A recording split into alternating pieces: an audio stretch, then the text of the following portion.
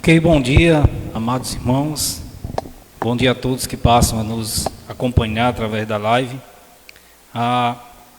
Durante praticamente todo o ano passado, nós estivemos realizando lives. Já no início desse ano, ainda no final do ano passado, no início desse ano, estivemos assistindo na igreja, ou seja, no templo. E novamente foi decretado um lockdown e estamos de volta com os cultos através das lives, através da rede social. E queremos agradecer a você, meu amado irmão, que está ligado, que está sintonizado, que a partir desse momento passa a participar juntamente conosco do culto, o qual nós chamamos ou dedicamos como Escola Bíblica Dominical, o que na realidade fica restringido. A escola se divide em salas, vários grupos, e nesse momento nós estaremos realizando um culto realmente ao Senhor nosso Deus, e queremos agradecer aos amados irmãos que estão ligados, que estão sintonizados, que irão, juntamente conosco, participar louvando e engrandecendo o nome do Senhor nosso Deus. Nós iremos orar para rogar ao Senhor que esteja recebendo o culto que a sua igreja lhe oferece nessa manhã. Em seguida cantaremos o hino do cantor cristão de número 9, Santo. Então vamos orar. Deus eterno, Pai de misericórdia, queremos te agradecer mais uma vez por todos os teus feitos, por tudo aquilo que o Senhor tem realizado, pois com certeza isso é o melhor para o teu povo, é o melhor para o teu servo. Acreditamos fielmente em ti, ó Deus, e sabemos que tudo vai passar, e ainda se nada passar, estaremos sempre contigo, aqui nos céus, para toda a eternidade, para todo sempre. É isso, ó Deus, que nos move, é isso que nos faz caminhar, é isso que nos leva a louvar e glorificar o teu nome. Muito obrigado, Senhor, mais uma vez, pela oportunidade que nós temos de louvar e te engrandecer.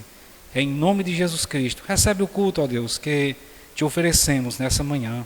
Amém. Então vamos cantar o hino de número 9.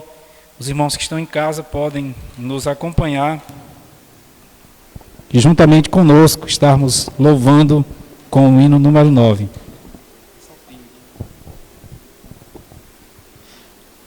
Santo, Santo, Santo, Deus onipotente,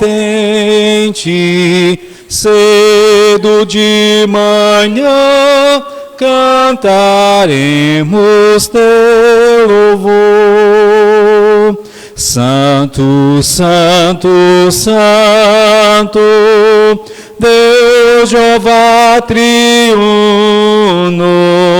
eis um só Deus, excelso Criador.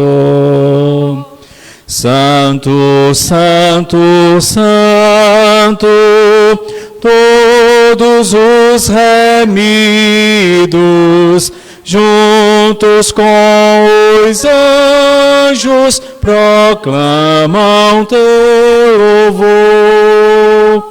Antes de formar-se o firmamento e a terra, eras e sempre és, e há de ser, Senhor.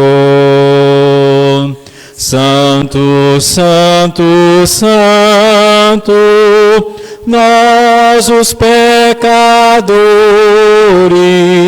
não podemos ver tua glória sem tremor. Tu somente és santo, não há nenhum outro, puro e perfeito, excelso benfeitor. Santo, Santo, Santo, Deus onipotente, tuas obras louvam teu nome com fervor. Santo, Santo, Santo, justo e compassivo, és um só Deus, supremo Criador. Amém? Ainda continuaremos cantando louvores ao Senhor nosso Deus e iremos cantar desta feita o louvor que traz como título Sinais do seu proceder.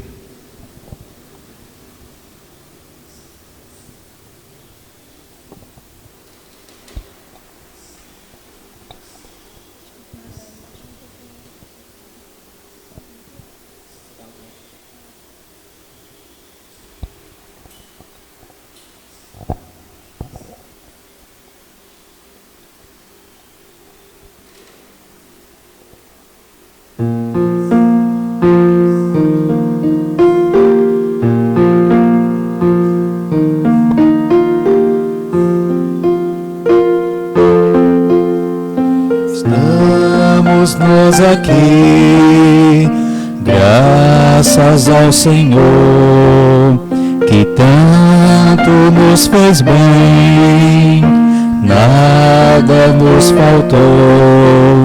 Por isso nossos lábios estão a transbordar divina alegria, sinais do teu proceder. Dia após dia, década após década, guardando o teu rebanho, a sombra do teu olhar, sempre a sustentar nosso corpo e alma para o seu louvor.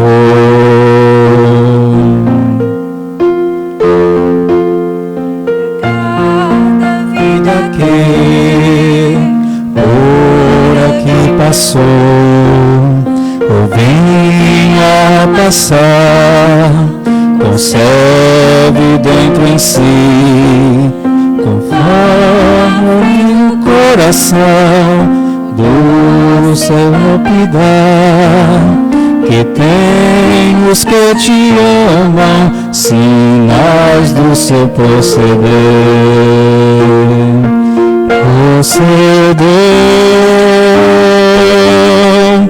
Queremos ser padrão, teu desejo é Pai, expondo ao mundo então a glória do teu ser, que muitos possam ver enfim ao Senhor Jesus, conosco desfrutando dos sinais do teu proceder.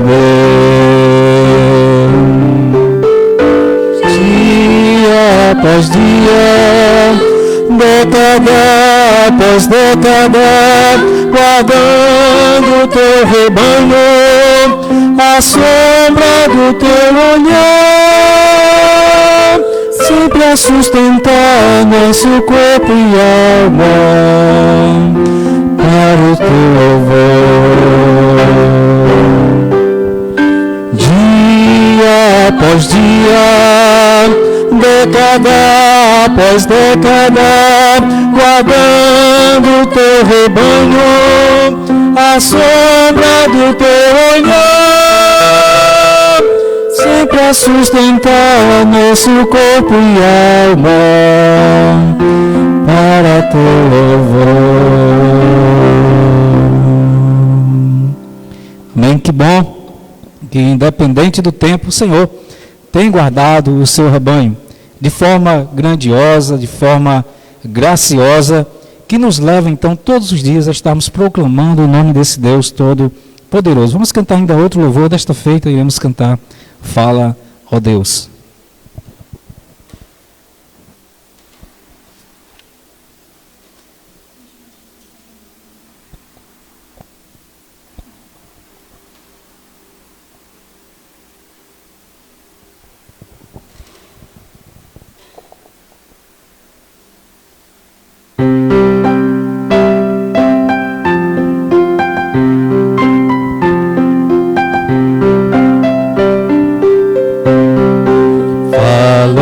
Deus é teu povo, povo aqui, pronto para ouvir a palavra.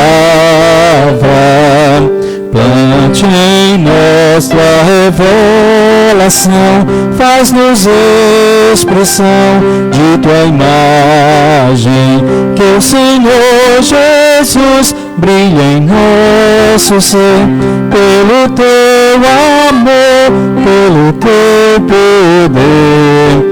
Fala, Deus, vem em nós agir, teu querer cumprir pra tua glória. Faz-nos, Pai, te obedecer, reverente ser, dar-nos contrição. Vem provar cada coração pela exposição da verdade. Deus nos vem pra crer, olhos para ver teu eterno amor, teu glorioso ser. Vem falar em poder real, superando o mal da descrença. Fala, ó Pai, traz renovação, plena compreensão dos teus planos. Tua lei nunca mudará, firme ecoará para sempre. Por tua graça, ó Deus, faz-nos confiar pela fé em ti, ao teu lado andar. Fala, ó Deus, vem em nós crescer, vem a terra encher com tua glória. Ok, nós estamos realizando sempre aquela leitura do livro de Gênesis. Eu quero convidar o pastor Ricardo, onde estará lendo Gênesis capítulo 17. Então você, meu irmão que está em casa, abra aí a tua Bíblia lá para Gênesis capítulo 17. Iremos fazer essa leitura com o pastor Ricardo. Essa é uma leitura anual da Bíblia e nós estamos sempre aos domingos e às quartas-feiras. Domingo pela manhã, domingo à noite e quarta-feira à noite, sempre realizando as leituras. Pastor Ricardo, fique à vontade. Obrigado, irmão Josué. Desejo a todos os amados irmãos, amigos que estão nos acompanhando pela nossa página no Facebook, um bom dia, na graça e na paz do nosso Deus. Muito bem, faremos a leitura em Gênesis, capítulo 17.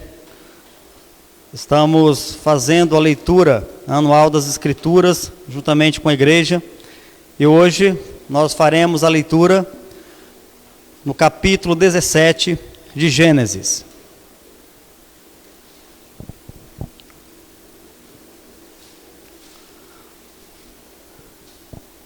Gênesis capítulo 17 diz dessa maneira: Quando atingiu Abrão a idade de 99 anos, apareceu-lhe o Senhor e disse-lhe: Eu sou o Deus Todo-Poderoso, anda na minha presença e ser perfeito. Farei uma aliança entre mim e te multiplicarei extraordinariamente. Prostrou-se Abrão, rosto em terra, e Deus lhe falou: Quanto a mim, será contigo a minha aliança, serás pai de numerosas nações. Abrão já não será o teu nome, e sim Abraão, porque por pai de numerosas nações te constituí. Far-te-ei fecundo extraordinariamente, e te farei nações, e reis procederão de ti. Estabelecerei a minha aliança entre mim e ti, e a tua descendência no decurso das suas gerações, aliança perpétua para ser o teu Deus e da tua descendência. Dar-te-ei a tua descendência a terra das tuas peregrinações, toda a terra de Canaã em possessão perpétua, e serei o seu Deus. Disse mais Deus a Abraão: Guardarás a minha aliança, tu e a tua descendência, no decurso de suas gerações. Esta é a minha aliança que guardareis entre mim e vós e a tua descendência. Todo macho entre vós será circuncidado. Circuncidareis a carne do vosso prepúcio. Será isso por sinal de aliança entre mim e vós. O que tem 8 dias será circuncidado entre vós. Todo macho nas vossas gerações, tanto o escravo nascido em sua casa, como o comprado a qualquer estrangeiro, que não for da tua estirpe. Com efeito, será circuncidado o nascido em tua casa e o comprado por teu dinheiro. A minha aliança estará na vossa carne e será aliança perpétua. O circuncidado que não for, o incircunciso que não for circuncidado na carne do prepúcio, essa vida será eliminada do seu povo, quebrou a minha aliança. Disse também Deus a Abraão: a Sarai, tua mulher, já não lhe chamarás Sarai, porém Sara. Abençoá-la-ei e dela te darei um filho. Sim, eu a abençoarei, e ela se tornará nações, reis de povos procederão dela. Então se prostrou a Abraão, rosto em terra, e se riu, e disse consigo: a um homem de 100 anos há de nascer um filho? Dará à luz Sara com seus 90 anos? Disse Abraão a Deus: tomara que viva Ismael diante de mim. Deus lhe respondeu: de fato, Sara, tua mulher, te dará um filho, e lhe chamarás Isaque. Estabelecerei com ele a minha aliança, aliança perpétua para a sua descendência. Quanto a Ismael, eu te ouvi, abençoá-lo-ei, falo-ei fecundo, e multiplicarei extraordinariamente. Gerará 12 príncipes, e dele farei uma grande nação. A minha aliança, porém, estabelecer-la-ei com Isaque, o qual Sara te dará à luz neste mesmo tempo, daqui a 1 ano. E finda esta fala com Deus, Deus se retirou dele, elevando-se. Tomou, pois, Abraão a seu filho Ismael, e a todos os escravos nascidos em sua casa, e a todos os comprados por seu dinheiro, todo macho dentre os de sua casa, e lhe circuncidou a carne do prepúcio de cada um, naquele mesmo dia, como Deus lhe ordenara. Tinha Abraão 99 anos de idade, quando foi circuncidado na carne do seu prepúcio. Ismael, seu filho, era de 13 anos, quando foi circuncidado na carne do seu prepúcio. Abraão e seu filho Ismael foram circuncidados no mesmo dia. E também foram circuncidados todos os homens de sua casa, tanto os escravos nascidos nela, como os comprados por seu dinheiro ao estrangeiro. Convido o irmão Josué, novamente, que continuará com os louvores, e a Lívia. Ok, pastor. Então, realizada a leitura, nós iremos cantar mais um louvor, que traz como título Excelsa Graça.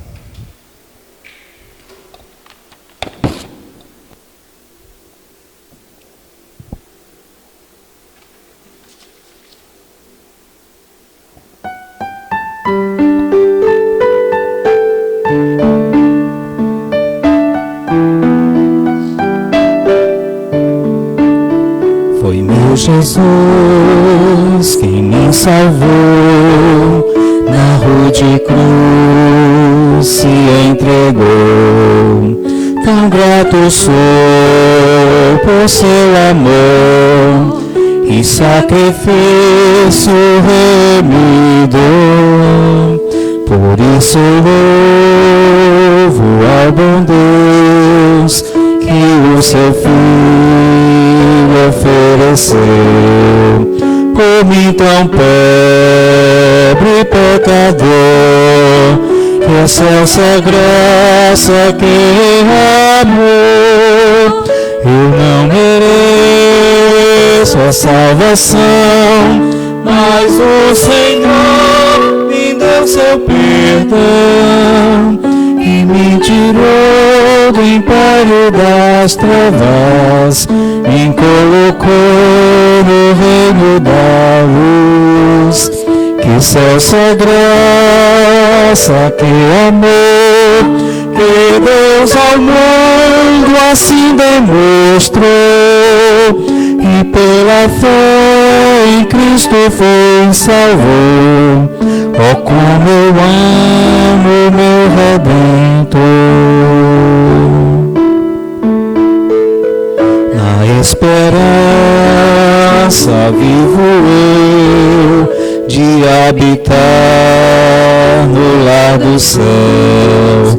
Aguardo Cristo me chamar e a sua igreja arrebatar. Por isso louvo a Jesus, que na esperança me conduz. Que excelsa graça, que amor, vou habitar com meu Senhor. Eu não mereço salvação, mas o Senhor me deu seu perdão e me livrou do império das trevas, me colocou no reino da luz. Que excelsa graça, que amor, que Deus ao mundo assim demonstrou, e me livrou e Cristo foi salvo. Oh, como eu amo meu Redentor. Nosso Deus e Pai, obrigado por tua graça e compaixão para conosco. Te agradecemos pelo sacrifício de Cristo na cruz do Calvário e assim essa graça maravilhosa da salvação alcançando-nos.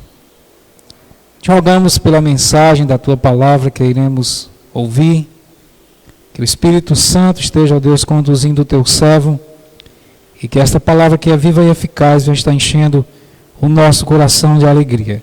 Em nome de Cristo nós te oramos. Amém. Quero convidar o pastor Ricardo, vai nos trazer a mensagem dessa manhã, já convidando os irmãos à noite, às 19 horas, estarmos aqui novamente juntos, glorificando o nome do Senhor nosso Deus. É um prazer imenso poder compartilhar esse momento com a amada igreja, compartilhar esse momento com os irmãos que estão nos acompanhando, mesmo de forma virtual, através da nossa página no Facebook, mas é maravilhoso poder compartilhar esse tempo com a amada igreja. Apesar de que os irmãos estão em casa, mas ainda assim a igreja está reunida, não de forma presencial, mas através das redes sociais que Deus tem nos permitido utilizar. A igreja ela se faz presente, cultuando a Deus, louvando a Ele e ao mesmo tempo sendo edificada com a palavra e a mensagem dEle. Belíssimos louvores que nesta manhã prepararam o nosso coração para a mensagem da palavra de Deus. Na verdade, nós iremos nesta manhã trabalhar um pouquinho sobre a nossa história. Temos trabalhado sobre que povo é esse, título que extraímos de um livro do nosso amado pastor e professor Jaime Augusto, né, que publicou esse livro já há algum tempo, e nós extraímos o título deste livro para trabalhar um pouco sobre a história dos batistas regulares, do qual nós fazemos parte, e também conhecer um pouco das nossas raízes, os nossos distintivos, quem nós somos, o que nós acreditamos, o que defendemos. E nesta manhã nós vamos trabalhar um pouquinho sobre os distintivos dos batistas e o que nós acreditamos doutrinariamente e por que é de suma importância conhecer aquilo que nós defendemos, aquilo que nós cremos, principalmente diante de um mundo tão conturbado, tão flexível. Um certo autor, ele trabalhou a ideia de que o mundo, né, se tornou uma sociedade líquida, um mundo líquido, nesses tempos que nós vivemos.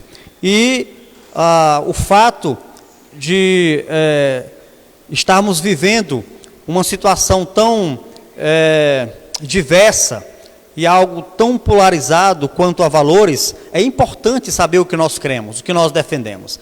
E nesta manhã vamos trabalhar um pouquinho exatamente sobre que povo é esse, e começaremos a trabalhar sobre os nossos distintivos dos batistas regulares. Eu quero indicar aqui, para os amados irmãos que estão me acompanhando, o livro Os Distintivos dos Batistas Regulares, livro que foi publicado em 2003, no aniversário de 50 anos da AIBREB, Associação das Igrejas Batistas Regulares do Brasil. E é um livro, eu chamo de orelha de rato, é um livro pequenininho, tem poucas páginas, e nós temos aqui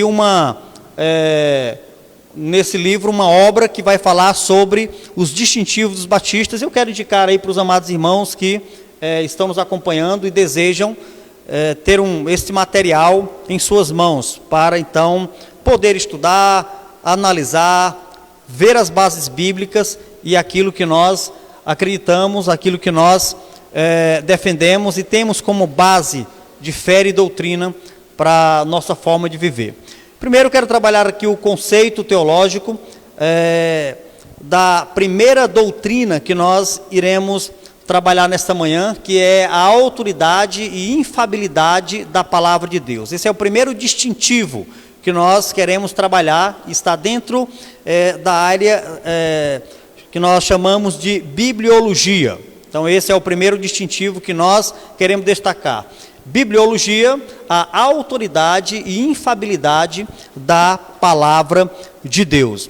Primeiro, eu quero colocar aqui o fato de que a Bíblia é a palavra de Deus revelada em linguagem humana e escrita por homens santos de Deus e inspirada pelo Espírito Santo. Então essa é a primeira afirmativa que nós colocamos, dado o fato de que a Bíblia ela é a autoridade para as nossas vidas como palavra de Deus, e ao mesmo tempo ela é infalível, ela não contém falha, ela é perfeita, a perfeita revelação de Deus para as nossas vidas. Então a Bíblia ela é a palavra de Deus revelada em uma linguagem humana. Primeira questão que eu quero destacar aqui é o fato de que ela foi dada a nós através de uma linguagem humana, dentro de uma cultura humana, escrita por homens, dentro de uma cultura, em um determinado tempo, em uma determinada localidade,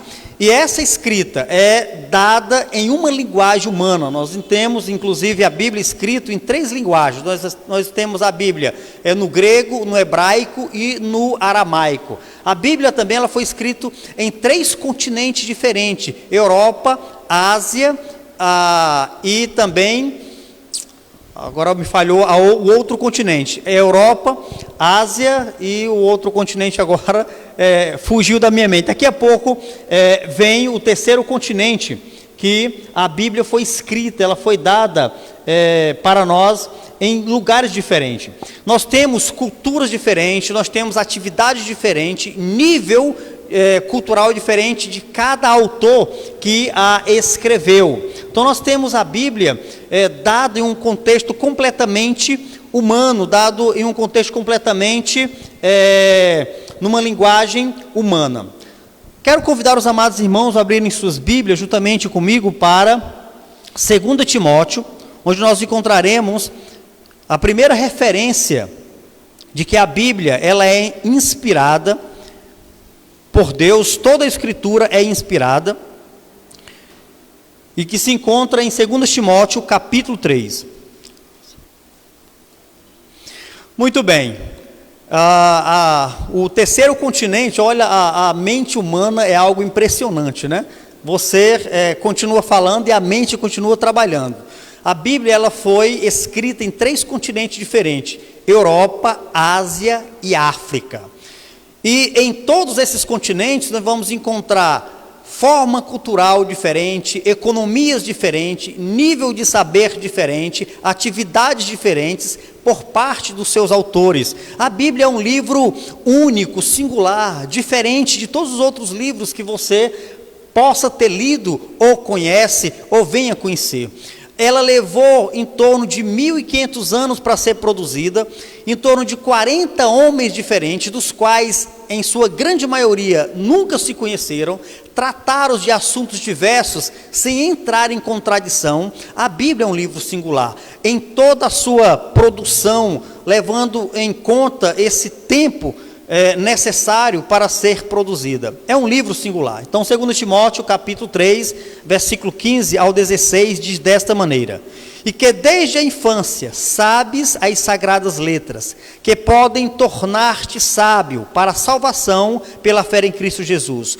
Toda a Escritura é inspirada por Deus e útil para o ensino, para a repreensão, para a correção e para a educação na justiça, a fim de que o homem de Deus seja perfeito e perfeitamente habilitado para toda boa obra. Nós temos aqui então Paulo enfatizando a Bíblia como palavra de Deus inspirada por ele. Paulo está trabalhando aqui um contexto do Antigo Testamento, um termo de inspiração do Antigo Testamento. Quando nós voltamos para o Antigo Testamento, nós vamos encontrar uma forma em que os profetas utilizavam para reivindicar inspiração, para reivindicar uma revelação divina. Sempre a forma que eles mencionavam, inicialmente para declarar a palavra de Deus, era a seguinte forma: assim diz o Senhor. Então Paulo ele está aqui trabalhando esse conceito de inspiração do Antigo Testamento. Essa palavra nós encontramos ela somente aqui em 2 Timóteo capítulo 3, é um termo raro utilizado por Paulo, mas ele está exatamente trabalhando a ideia de que toda palavra ela foi inspirada, ela foi dada por Deus ao seu povo, tanto no Antigo Testamento como a igreja no Novo Testamento. Uma outra passagem que nós encontramos também sobre a palavra de Deus inspirada e dada numa linguagem humana é em 2 Pedro capítulo 1. 2 Pedro capítulo 1, versículo 20 e versículo 21. Então 2 Pedro capítulo 1, versículo 20 e 21, diz desta maneira: sabendo primeiramente isto, que nenhuma profecia da Escritura provém de particular elucidação, porque nunca jamais qualquer profecia foi dada por vontade humana. Entretanto, homens santos falaram da parte de Deus, movido pelo Espírito Santo. Pedro ele também está trabalhando a mesma ideia que Paulo trabalha na sua segunda carta a Timóteo, a inspiração de toda a Escritura. Primeiro, Pedro ele enfatiza de que a profecia, que aqui é a Escritura, a profecia da Escritura, a mensagem da Escritura, a revelação de Deus dada ao homem, ela não foi algo particular dos autores. Nenhum teve a brilhante ideia de escrever a palavra de Deus, de produzir esta mensagem, de produzir a Escritura. Ele diz que não foi algo, primeiramente, vinda de homens. Ele diz que nunca jamais qualquer profecia foi dada por vontade humana. Não foi algo simplesmente vindo de uma ideia humana, uma criação humana, uma elaboração humana. Ele diz que a revelação foi homens santos de Deus que a escreveram, mas a escreveram porque veio da parte de Deus. Foi Deus que deu a revelação, Ele que entregou essa mensagem a estes homens. Uma palavra que Pedro utiliza aqui, muito importante, que vai enfatizar a ideia da inspiração, é o termo movidos. Pedro está utilizando um termo utilizado na época ali pelos pescadores. Ele era um pescador e ele está usando um termo utilizado quando eles iam pescar e eles entravam no barco, iam ao mar, então eles instavam as velas, e as velas então eram sopradas ali pelos ventos que moviam o barco. Pedro está dizendo que foi exatamente desta maneira que aconteceu. Deus moveu, assim como o vento soprando nas velas do barco e o fazendo mover, Deus também desta maneira, usando aqui essa analogia, esta comparação, que era algo que ele conhecia, era o termo que ele conhecia. Ele não era um grande doutor como Paulo, um grande PhD da época, e ele estava utilizando um termo que ele conhecia para explicar a maneira como Deus entregou sua palavra aos homens. Então ele moveu cada um desses escritores para escrever exatamente aquilo que Deus estava entregando a cada um deles. Então, em primeiro momento, a Bíblia, como autoridade e infalível palavra de Deus, ela foi dada em uma linguagem humana, revelada em uma linguagem humana, escrita por homens santos de Deus e inspirada, dada por ele, soprada por ele a estes homens que foram preparados desde o seu nascimento para este momento, escrever aquilo que Deus queria que fosse escrito, da maneira como ele queria que fosse escrito. Cada palavra nos manuscritos originais é a autêntica palavra de Deus. Cada palavra escrita, cada acento, cada vírgula, cada caractere que foi impresso ali por cada autor com tinta e pena, num manuscrito original, é a autêntica palavra de Deus. Vamos lá para Mateus capítulo 5 e 18. Mateus 5 e 18. Nós vamos encontrar esta afirmação do próprio Jesus Cristo, falando a respeito da palavra de Deus como infalível, como autêntica, como a própria palavra de Deus impressa ali no manuscrito. Mateus 5 e 18, nós encontramos a seguinte afirmação: porque em verdade vos digo, até que o céu e a terra passem, nem um ir ou um tio jamais passará da lei, até que tudo se cumpra. O que Jesus está dizendo aqui, amados irmãos, é que cada letra, cada acento no ir, uma vírgula, um acento em cada letra, vai se cumprir. Ou seja, quando o apóstolo estava escrevendo, cada letra que ele escrevia era inspirado. Cada acento que ele colocava em uma dessas letras era inspirado, dada por Deus.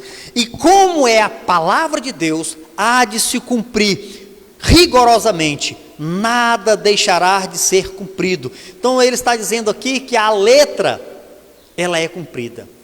Toda a letra, ela é inspirada, ela é a palavra de Deus. Todo o seu conteúdo é a verdade, completamente isento de erro, infalível. Toda a mensagem, todo o conteúdo da palavra, esse conteúdo, toda essa mensagem é a palavra de Deus, é verdade e não contém erro. Nós vamos encontrar uma passagem que Jesus está discutindo com os judeus, e ele enfatiza exatamente isto, de que o conteúdo da mensagem é verdade, é a palavra de Deus. Vamos lá para João capítulo 10, versículo 35. João 10 e 35. João 10, 35, encontraremos nessa passagem Jesus Cristo, ele, no contexto maior, afirmando ser o Filho de Deus. No versículo 30 do capítulo 10, ele diz que ele e o Pai são um só. Quando os judeus ouvem ele fazer essa afirmação, pegam em pedras para apedrejá-lo, para matá-lo, porque eles entendem que Jesus está blasfemando ao se colocar como Deus. Porque se Jesus Cristo é Filho de Deus, logo Ele é Deus. Se Jesus Cristo e Deus são um só, logo Jesus Cristo é Deus. E no versículo 31 diz que novamente os judeus que estavam ouvindo Cristo pegam em pedra para atirar nele. Aí Jesus diz: tenho-vos mostrado muitas obras boas da parte do Pai. por qual delas me apedrejais? Versículo 36 do capítulo 10. Responderam-lhe os judeus: não é por obras boas que te apedrejamos, e sim por causa da blasfêmia. Pois sendo tu homens, te fazes Deus a ti mesmo. Replicou-lhes Jesus: não está escrito na vossa lei? Aí ele cita Salmo 82 e 6. Eu disse, sois Deus. Se ele chama deuses aqueles a quem foi dirigida a palavra de Deus, e a escritura não pode falhar, então, ao citar aqui esta passagem, Jesus está dizendo o seguinte, da seguinte forma, de acordo com Salmo 82 e 6.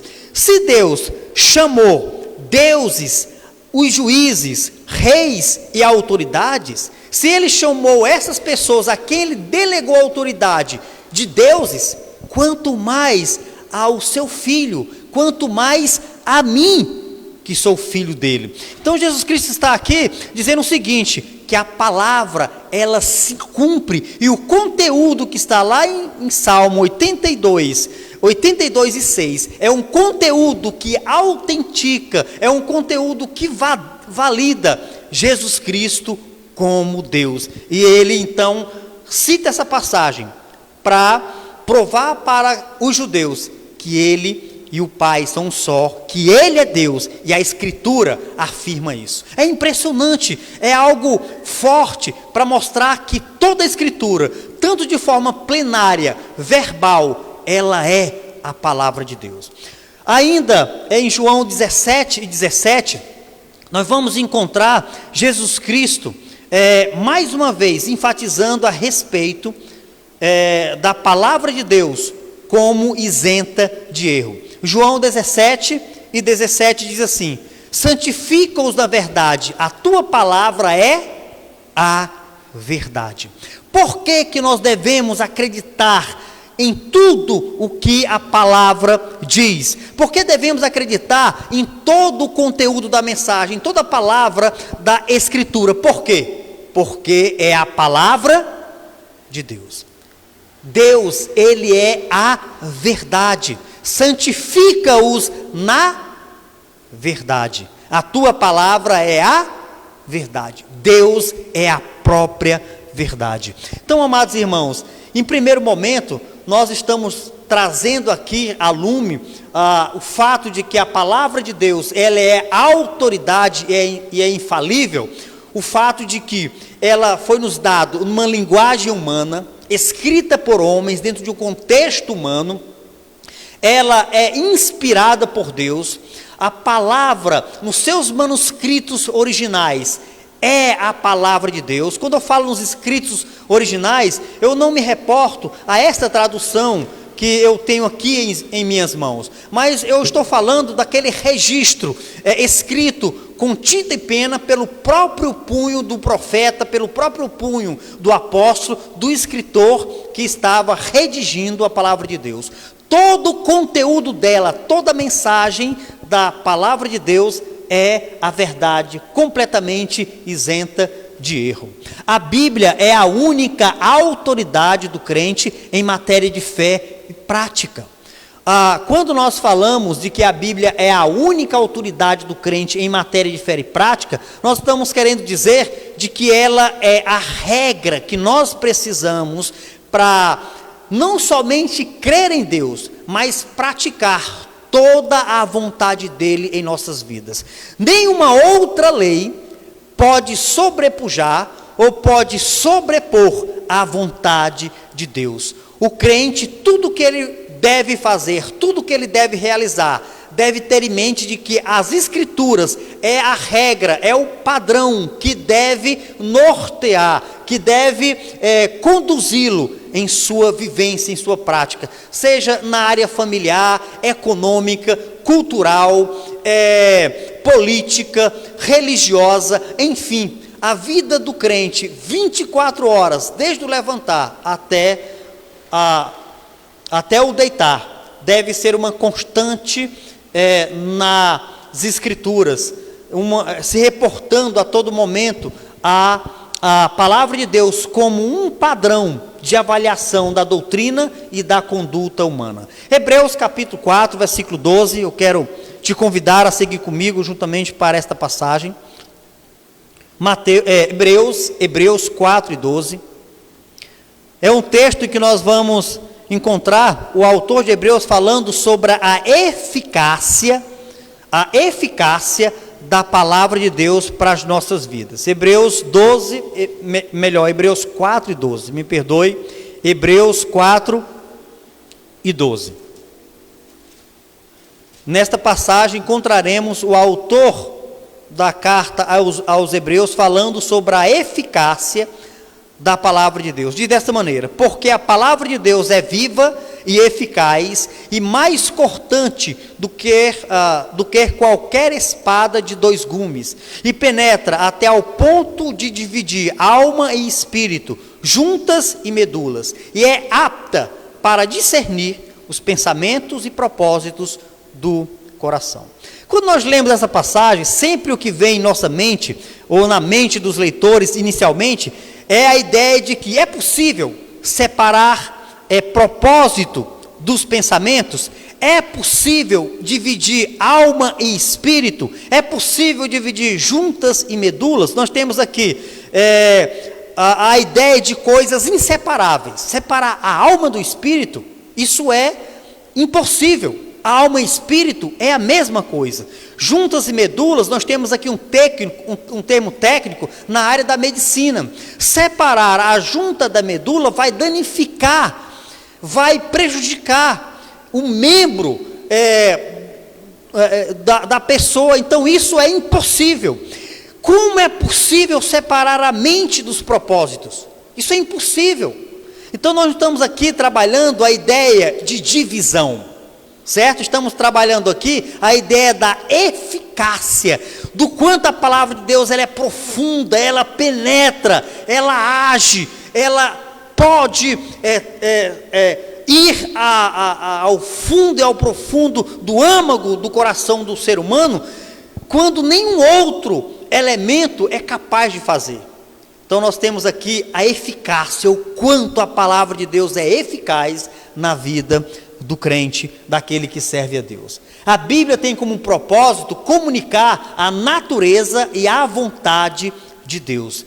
O propósito das Escrituras, como revelação de Deus, tem como esse alvo principal comunicar a natureza e a vontade de Deus ao ser humano. Romanos capítulo 10, versículo 17.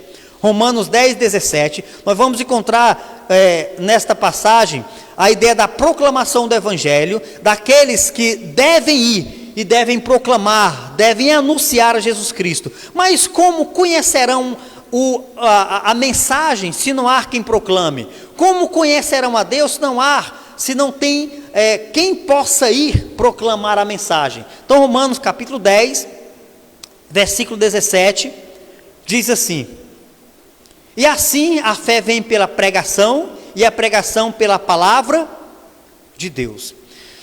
E aí nós temos nesse contexto a ideia da proclamação do Evangelho. Quando você volta para os versículos anteriores, você vai encontrar Paulo falando sobre a importância de enviar pregadores do Evangelho para que possam pregar o Evangelho.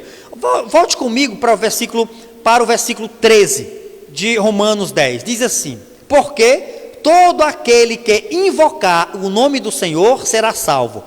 Aí Paulo ele começa a fazer algumas perguntas retóricas. Como, porém, invocarão aquele em quem não creram? E como crerão naquele de quem nada ouviram? E como ouvirão se não há quem pregue? E como pregarão se não forem enviados? Como está escrito: quão formosos são os pés dos que anunciam coisas boas. Aí no versículo 17, ele traz aqui a lume a natureza de Cristo, que deve ser revelada através da sua palavra. E assim, a fé vem pela pregação, e a pregação pela palavra de Cristo. O propósito da mensagem de Deus é comunicar a natureza e a vontade de Deus ao ser humano. O Evangelho é a proclamação, a revelação de Deus ao homem, falando sobre o que ele é e o que ele faz. Ainda em 2 Timóteo 3, 15 a 17, que nós já lemos, vamos encontrar a palavra de Deus como inspirada, que é útil para tornar o homem perfeito e perfeitamente habilitado para toda boa obra de Deus. A palavra ela é útil para corrigir, para repreender, ela é útil para educar na justiça, como a manifestação da natureza de Deus ao homem. Então a palavra de Deus, amados irmãos, ela é a autoridade, ela é infalível para as nossas vidas, ela não contém erro, ela é a única autoridade do crente em matéria de fé e prática. A Bíblia, ela também deve ser entendida de forma literal. A Bíblia ela não deve ser entendida de forma simbólica, ela não deve ser entendida de forma alegórica, a palavra de Deus deve ser entendida de forma literal. Quando a Bíblia diz que a jumenta de Balaão falou, devemos entender exatamente isso.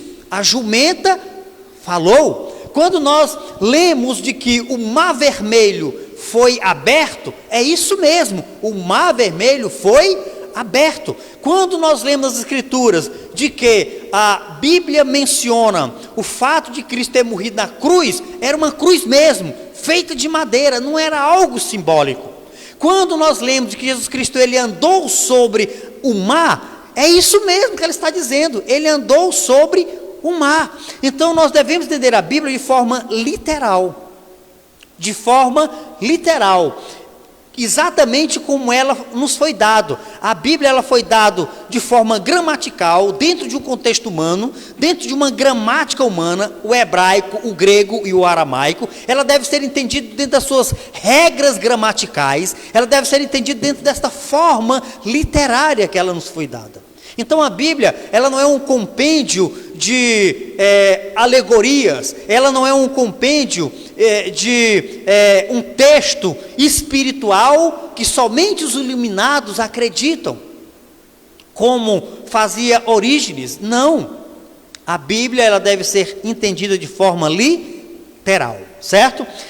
Quando estamos lendo algumas passagens que não nos permite entender de forma literal, aí sim a gente precisa entender se há ali uma simbologia, como vamos encontrar em diversas passagens do Apocalipse, como vamos encontrar em algumas passagens dos livros de Daniel. Quando a passagem não nos permite entender de forma literal, aí sim a gente precisa buscar uma analogia, uma comparação para a mensagem que ali está escrita, certo? Então a Bíblia deve ser entendida de forma literal. E a Bíblia é suficiente e relevante para o cristão moderno, que é o grande quê da questão. A Bíblia ela ainda é suficiente para a modernidade? A Bíblia não é um livro antigo que contém normas e regras que não podem mais ser utilizadas, não são mais úteis para os nossos dias?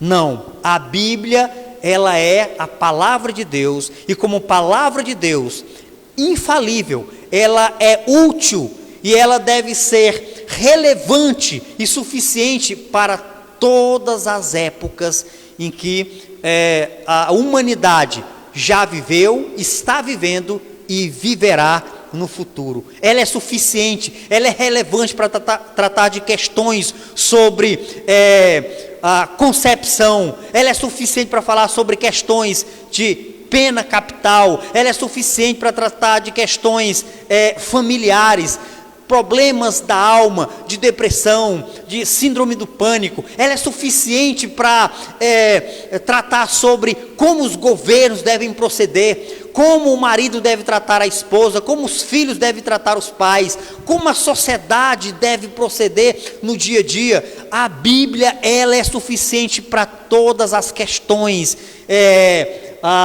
cruciais para a vida do homem.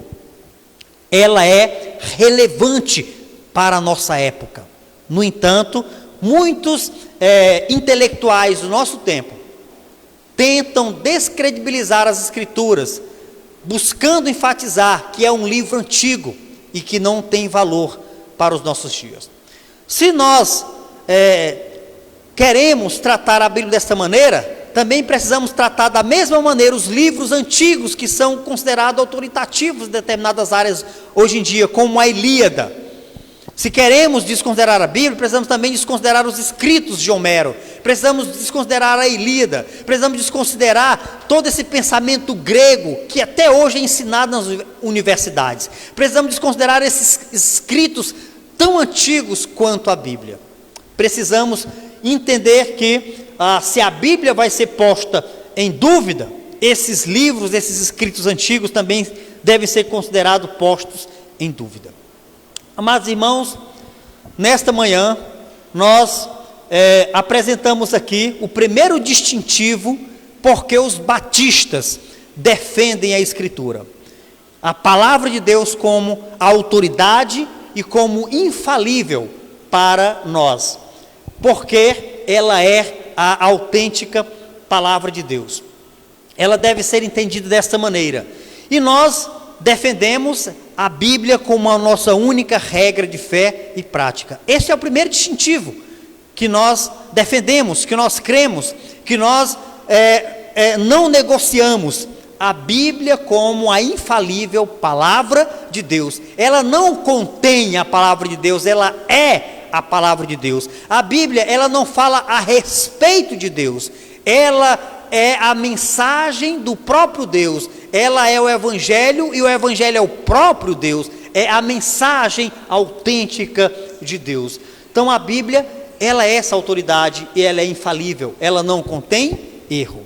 Eu quero agora passar um pouco sobre a história da autoridade e da infalibilidade da Bíblia. Primeiro nós trabalhamos um pouquinho sobre o conceito teológico, mas eu quero trabalhar um pouquinho agora sobre a história de como a igreja lidou ao longo dos séculos com esse distintivo, com essa doutrina da bibliologia como a autoridade e infalível palavra de Deus. Primeiro eu quero falar aqui um pouquinho sobre o cânon do Velho Testamento. O cânon do Velho Testamento, que são os livros do Antigo Testamento, da primeira parte das Escrituras, ele foi estabelecido até os dias de Jesus e foi considerado por Jesus como autoridade. Então todos os livros do Antigo Testamento, que nós temos na nossa versão 39 livros, e que é chamado a Bíblia judaica, certo?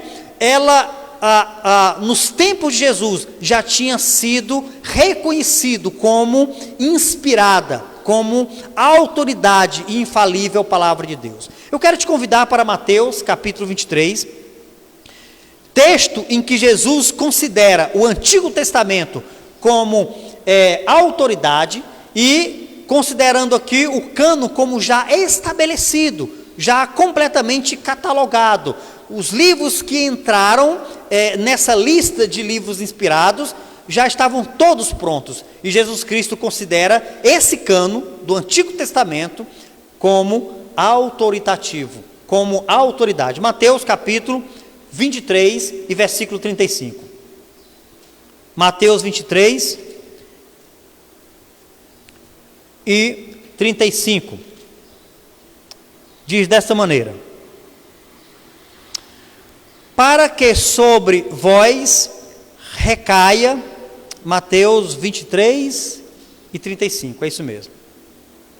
Para que sobre vós recaia todo o sangue justo derramado sobre a terra, desde o sangue do justo Abel até ao sangue de Zacarias, filho de Baraquias, a quem mataste entre o santuário e o altar. Em verdade vos digo que todas estas coisas hão de vir sobre a presente geração. O que é que nós estamos vendo aqui quanto à autoridade do cânon das Escrituras? Jesus, ele está citando o Antigo Testamento inteiro, quando ele fala sobre o sangue do justo Abel até o sangue de Zacarias. Mas como assim, pastor, Zacarias? Se o último livro do Antigo Testamento é Malaquias, como é que ele está falando de Zacarias? Citando Abel lá em Gênesis e citando Zacarias como o último mártir a morrer do Antigo Testamento no livro de Malaquias. Não existe isso no livro de Malaquias, pastor, está errado. Claro, Porque Jesus não está citando a nossa versão. Ele não está citando a nossa versão moderna, que contém 39 livros, que se inicia com Gênesis e vai até Malaquias. A Bíblia hebraica, o último livro da Bíblia hebraica é Crônicas, segunda Crônicas. Então, na Bíblia hebraica, nós temos o primeiro livro, Gênesis, e o último livro da Bíblia hebraica é Segundas Crônicas, e o texto que ele está citando aqui é Segundas Crônicas, capítulo 24, versículo 17 ao versículo 22. É o último livro da Bíblia hebraica. Quando Cristo ele cita Abel lá em Gênesis e cita Zacarias lá em Segundas Crônicas, capítulo 24, versículo 17, ele está citando o primeiro livro do Antigo Testamento na Bíblia hebraica, está citando o último livro do Antigo Testamento, Segundas Crônicas. Ou seja, Cristo, ao citar esta passagem, ele está falando de todo o Antigo Testamento como autoridade e como livros inspirados dentro do cânon do Antigo Testamento. Nós também já lemos João 10,35, que é a passagem que Jesus Cristo cita. Olha, se Deus chamou deuses a quem ele outorgou autoridade, reis e juízes, quanto mais a mim, que sou filho dele. Jesus está citando uma passagem do Antigo Testamento, que é Salmo, que nós já lemos, para mostrar a autoridade do Antigo Testamento ali para os leitores do primeiro século. Então nós temos aqui na história da igreja, inicialmente, o cânon do Antigo Testamento, estabelecido até os dias de Jesus, e o próprio Jesus considerando historicamente, o Antigo Testamento como autoritativo por ele. O cânon do Novo Testamento foi estabelecido nos primeiros anos depois de Cristo. Então nós temos aqui o Antigo Testamento completamente já catalogados livros até os dias de Jesus, e o Novo Testamento, depois de Cristo, começou a ser escrito. Em 397 depois de Cristo, todos os 27 livros foram considerados e inspirados. A igreja levou aí 400 anos averiguando, estudando, analisando, usando critérios para identificar os livros inspirados por Deus. 400 anos. E aí então, o cânon é estabelecido nesses primeiros anos, depois de Cristo, como autoritativo e como livros inspirados. A palavra cânon vem do grego e significa régua, certo? Então a palavra cânon significa régua, vem aí do grego, e a régua era utilizada para medir, era um instrumento de medição utilizado naquela época ali para medir e para utilizar como medida. E este termo foi utilizado pela igreja como uma unidade de medida, para dizer que esses livros eram inspirados, eram autoritativos e reconhecidos pela igreja. Então a palavra cânon vem aí do grego e significa régua. Nos nossos dias nós temos também unidade de medida. Nós temos, aí pensamos aqui num nível escolar, certo? Nós temos alunos que utilizam uma régua de 30 centímetros, muito utilizada num ambiente escolar. Nós temos aí, no nível de construção, no ambiente de construção, construtores que utilizam esse instrumento com diversas medidas, réguas com 1 metro, com 30 metros, com 3 metros, com 50 metros, unidades de medida, certo? Então nós temos aqui no mundo antigo, essa unidade de medida chamada de cânon, e foi utilizado a igreja ali para usar como uma forma simbólica, certo? Não é que eles estavam medindo a palavra de Deus com essa unidade de medida, mas usaram essa palavra para dizer que a mensagem, que a revelação, ela passou por um crivo, por um critério rigoroso, para ser então reconhecido como autoritativa e inspirada. Há pouco tempo eu falei que as escrituras deveriam ser interpretadas como literal. Por que eu mencionei isso? Porque nós temos um homem chamado Diógenes, 185 a 254, o tempo que ele viveu, e ele popularizou esse método chamado de alegórico, uma interpretação não literal das escrituras. Então, esse método aqui é utilizado por Orígenes, era uma interpretação verificada entre linhas. Então, ele olhava para as escrituras e ele disse, não é isso que o texto está dizendo. O que o texto está dizendo é outra coisa. E aí ele espiritualizava completamente o texto. Ele espiritualizava completamente a unidade de pensamento que ele estava estudando. Era uma interpretação completamente além daquilo que o texto dizia. Era uma interpretação entre linhas que ele então popularizou em seus dias. Com a reforma, através de Lutero, restabelecemos a interpretação das escrituras de forma literal e excluindo completamente esse método que aleijava o texto bíblico chamado de alegórico. E aqui nós estamos vendo história, certo? É a história através dos séculos falando a respeito de como o cânon da Bíblia foi estabelecido. Na Idade Média, que vai de 476 até 1453, nós temos então aqui a Igreja Católica nesse período, concedendo aos pais da Igreja autoridade através da tradição, além da Bíblia. Então, a Igreja Católica, ela não só tem a Bíblia como autoridade divina, mas ela também tem as tradições da Igreja, através dos séculos, como autoridade, e também nós temos aqui as bulas papais, as homilias papais, que são autoridade. Quando o Papa ele está sentado ali em seu trono, com aquele chapéu alto, enorme, que é chamado de ex-catedra, nossa, quase que a palavra não sai, ex-catedra, ele está ali recebendo a mensagem de Deus. Quando ele está falando daquele trono com o ex-catedra, ele está falando, Deus está falando através da sua boca. Tem alguém redigindo, alguém escrevendo tudo que ele está falando.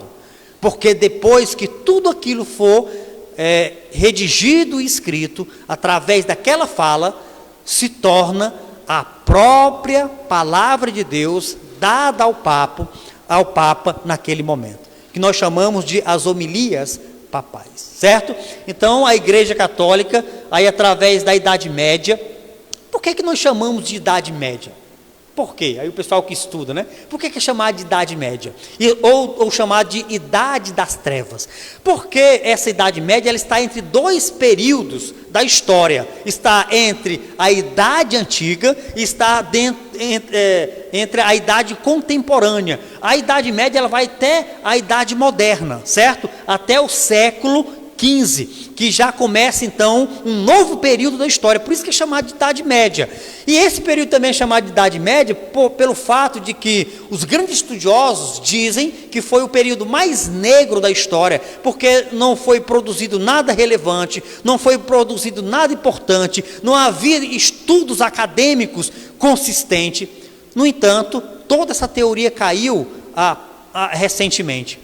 Hoje, os estudiosos do mundo acadêmico já desconsideram esse termo utilizado para a Idade Média como a Idade das Trevas, porque já foi descoberto, já foi verificado estudos profundos, tanto na área da eclesiologia, quanto na área da religião, quanto em questões seculares, que essa época tem muito a contribuir com o nosso tempo.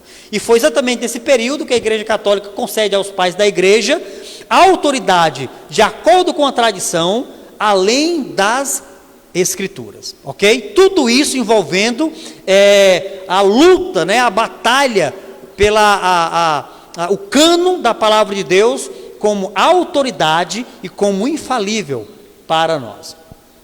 Vamos falar um pouquinho aqui sobre a Reforma. 1517, houve uma oposição à decisão da Igreja Católica.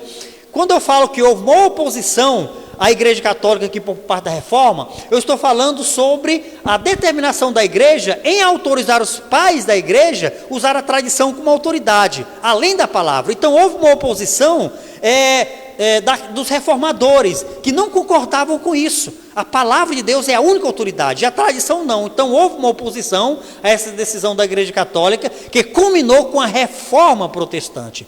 A autoridade final das Escrituras para a fé e a prática foi restaurada. Então a Reforma, ela trouxe de volta esses valores distorcidos pela Igreja com a Reforma. A Reforma, ela trouxe de volta a verdadeira mensagem que a Escritura é a autoridade final quanto à fé e à prática, fora as tradições que a Igreja havia estabelecido na Idade Média. Então isso foi restaurado, assim também como método literal de interpretação das Escrituras.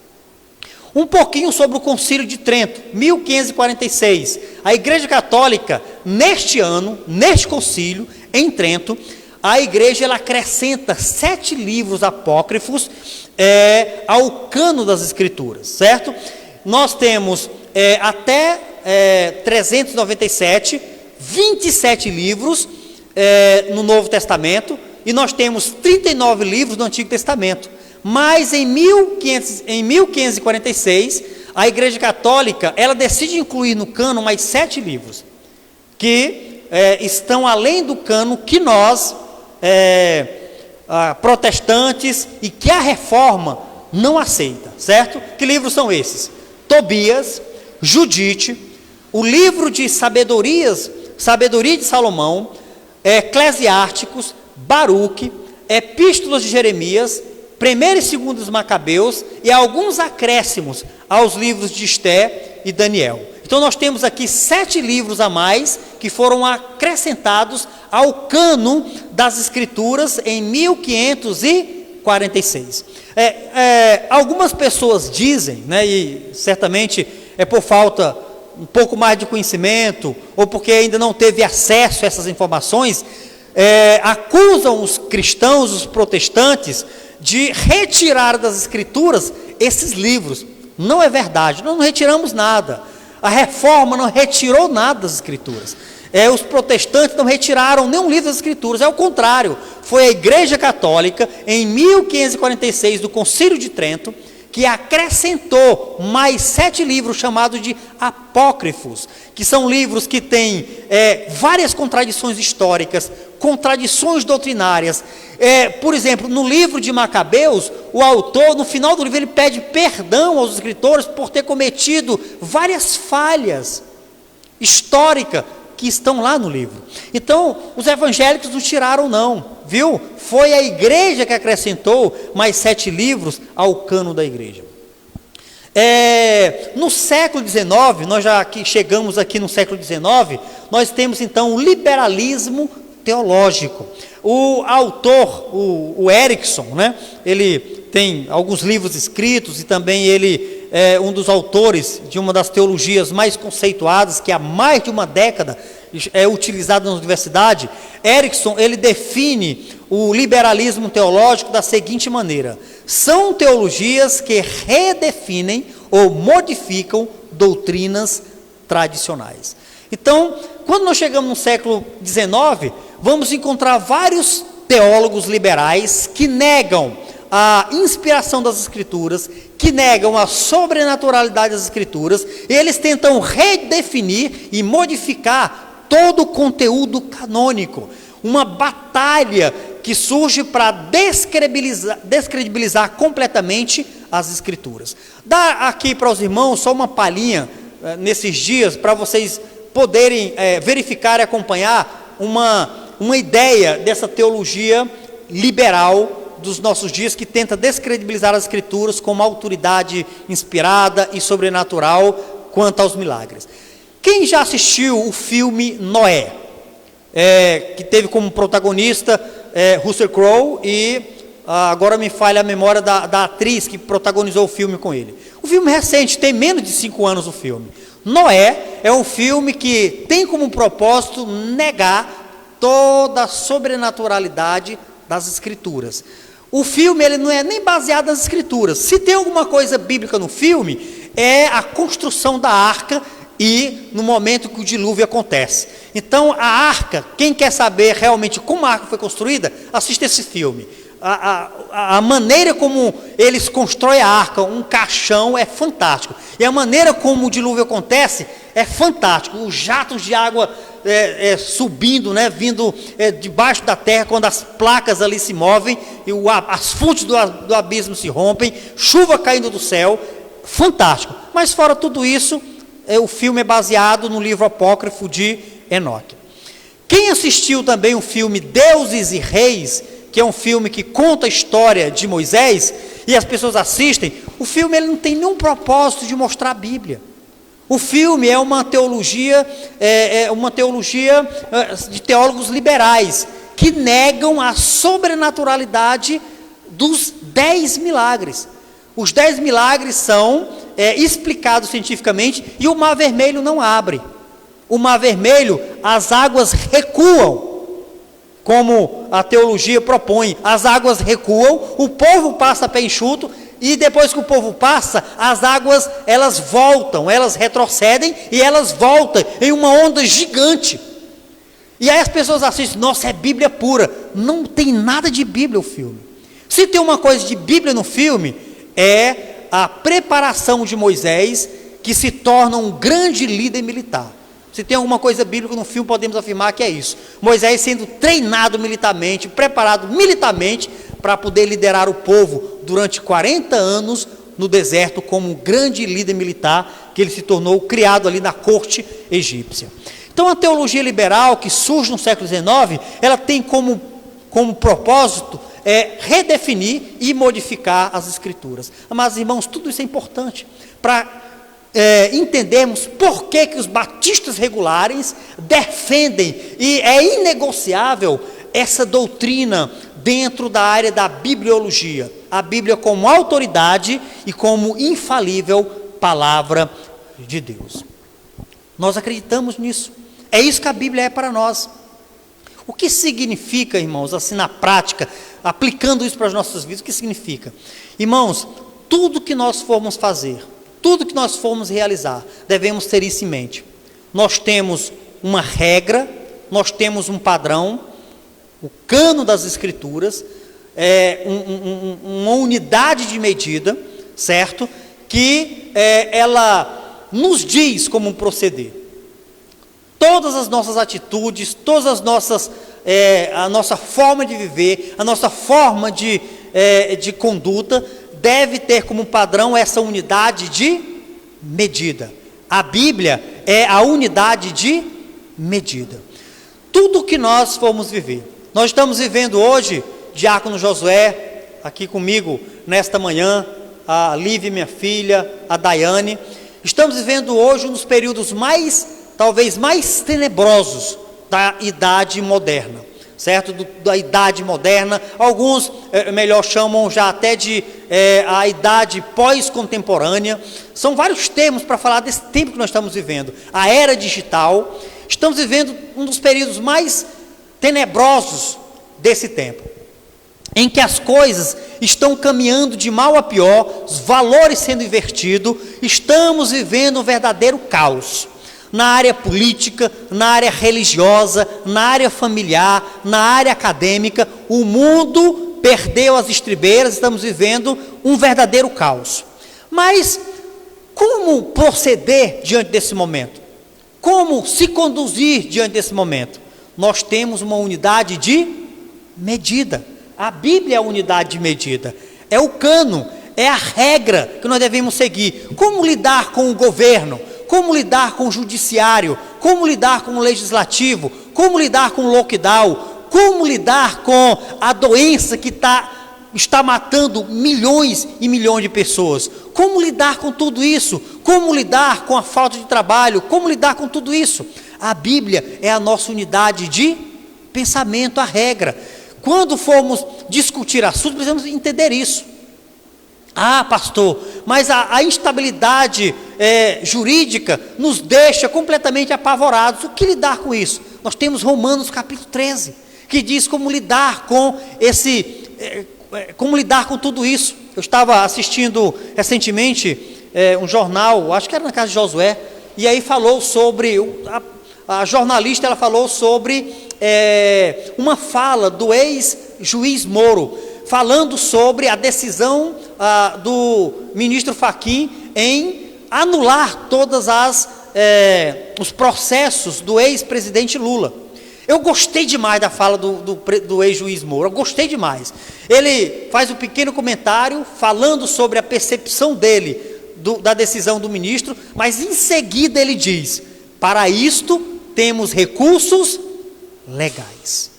Como lidar com isso, já que a nação, o povo, entende que foi uma injustiça? Como lidar com isso? Existem recursos legais, existe um método, a forma correta de lidar com isso. Mas é porque os nossos vereadores, a prefeita não liga para a religião.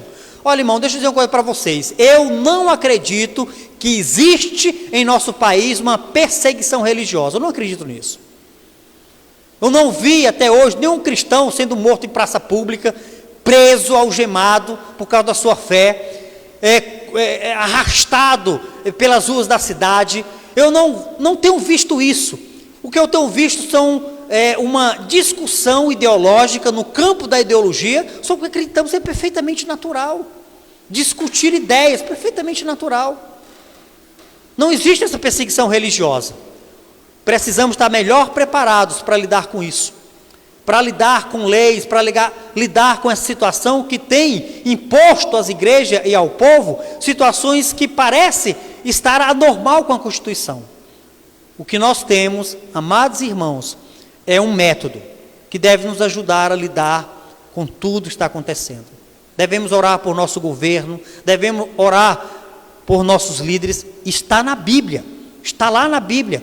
1 Timóteo capítulo 2, devemos orar por nossos governantes. Como lidar com os nossos filhos? Como lidar com as famílias? Como lidar com o desemprego? Como lidar com a ausência dos irmãos da igreja? Estava falando isso com o pastor Tiago ontem, que é um grande problema que já está causando aos pastores preocupações. Como lidar com a ausência dos irmãos que não querem mais voltar para a igreja depois da pandemia? Nós temos um padrão bíblico e nós precisamos ir a esse padrão para ajudar esses amados irmãos. Amada igreja, que Deus nos ajude a lidar com tudo isso, que não é fácil, mas precisamos esquecer que antes do governo, antes da família, antes dos filhos, antes do esposo, da esposa, antes da sociedade, antes de tudo que está sendo posto para nós, nós temos a palavra de Deus como autoridade e a infalível revelação de Deus para as nossas vidas. E esse é um distintivo que nós não negociamos. O pastor Sérgio, na entrevista que eu fiz com ele há 15 dias atrás, ele enfatizou algo contundente ali no programa Anunciando o Evangelho. Ele falou o seguinte: pastor Ricardo, se for preciso enfrentar e até mesmo pagar o preço mais alto para não abrir mão dos nossos valores, seja em qualquer imposição que está acontecendo no nosso país, nós vamos pagar o preço. Ele dizia: estou disposto, e devemos estar dispostos a pagar o preço por causa da nossa fé. Foi contundente isso que o pastor Sérgio Paixão falou, pastor da igreja Batista Regular, lá na Vila Guaçucê. Mas é isto, irmãos, que Deus nos ajude a pagar o preço, em não negociar os nossos valores. Qual é o primeiro distintivo? Que nós não negociamos e nos torna diferente de muitas outras religiões, de muitas outras denominações, que é exatamente isso que a palavra distintivo enfatiza, a diferença, nos faz distinção. O primeiro distintivo dos batistas regulares é na área da bibliologia, a autoridade e a infalibilidade da palavra de Deus. Vamos orar. Eterno e bondoso Deus, muito obrigado por esta manhã na Tua presença. Agradecemos pela maneira como o Senhor tem nos conduzido na Tua presença e nos dado a oportunidade, ó Pai, de praticarmos a nossa fé de forma inegociável. No entanto, para fazer isto, há um critério, há um método, há uma unidade de medida que nos norteia, nos conduz e nos impulsiona a agir, que é a tua palavra revelada e infalível para as nossas vidas. Muito obrigado nesta manhã, Deus, por nos permitir mais uma vez abri-la e estudarmos. Abençoa os amados irmãos que estão em casa neste momento, abençoa os amados irmãos que estão em seus lares, nos ouvindo, que o Senhor os ajude também a entender dia a dia a palavra tua revelada para a tua igreja. Nos ajuda a entender através da iluminação do teu Espírito. Abençoa o teu povo, a tua igreja, neste mundo, ó Pai. Esta é a minha oração, em nome do teu Filho Jesus. Amém. Muito bem, convido, ok? Então estamos chegando ao fim da nossa transmissão nesta manhã. Logo mais às 19 horas estaremos de volta aqui ao templo da igreja, juntamente com o diácono Josué, a Daiane, a Lívia, para transmitirmos mais um culto ao vivo através da nossa página no Facebook. Eu peço aos amados irmãos que compartilhem o link, compartilhem com os grupos, coloque aí no status dos amados irmãos nas redes sociais, compartilhem no Facebook, no Mensagem. Vamos divulgar a palavra de Deus, vamos compartilhar com os nossos contatos, e assim estaremos permitindo que outras pessoas sejam abençoadas e outras pessoas possam também ter à sua disposição a mensagem da palavra de Deus. Um forte abraço, que Deus possa abençoá-los, e até a noite, se Deus assim nos permitir.